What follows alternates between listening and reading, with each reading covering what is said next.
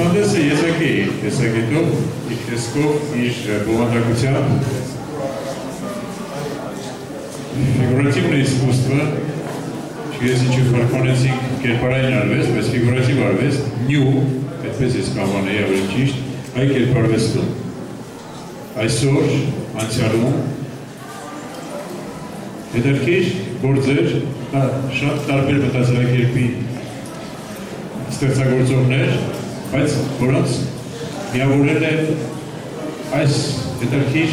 գաղափարը, այս հետարքիր մոտեցումը, որը եղել է և միջնադարում, և անտիկ աշխարհում, և այսօր շարունակվում է։ Նկարել մարմին, ստեղծել գեղեցկություն, տեսնել մարմնի գեղեցկությունը, նրանով արտահայտել իր գծերը։ Մի քանի խոսքով ներկայացնեմ, ուրեմն գաղափարը, որը մենք ունեցանք մարմինների հետ, դա այն հիմնական տարբերությունն է, որը կերպարվեստը մնացած արվեստներից տարբերում է։ Երևի գիտեք, որ կրթությունը կերպարվեստի հենց մարմնի ուսումնասիրության հետ է կապված և այն պատկերացումը, որը կա մեր հասարակության մեջ, որը մենք անվանում ենք ռեալիզմ, հենց գալիս է այդ մարմնի զգացողության հետ կապված։ Դրա համար ցուցանեսը անվանեցինք ֆիգուրատիվ արվեստ ու հայերեն տարբերակով պատկերային արվեստ։ Ցանկանում ենք ցույց տալ ամբողջ հայ արվեստի պատմության մեջ ֆիգուրատիվ արվեստի զարգացումը և ստացվեց մոտ 100 տարվա կտրվածքով Սուրենյանցից մինչև երիտասարդ Սվետլանա Անտոնյան, որը 20 տարեկան է։ Ցուցանեսը նաև կարևոր է, որ համադրողներն են կազմակերպել իրար հետ, բայց նաև առանձին, ոչ մի համադրող մյուսին չի ասել, թե ցուցադրիչ մի գործը կամ մեծ արվեստագետի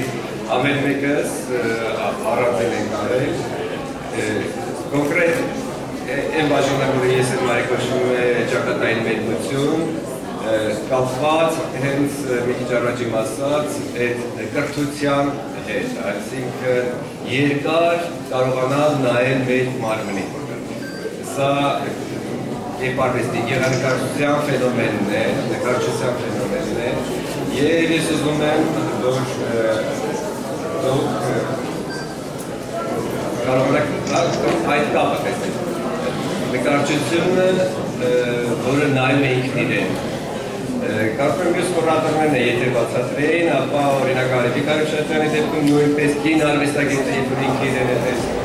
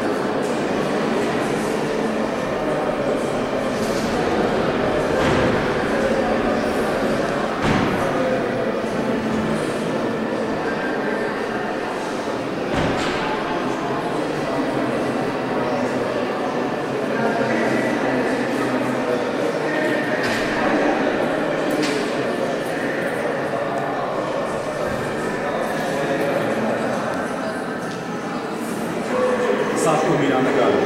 ինչքան են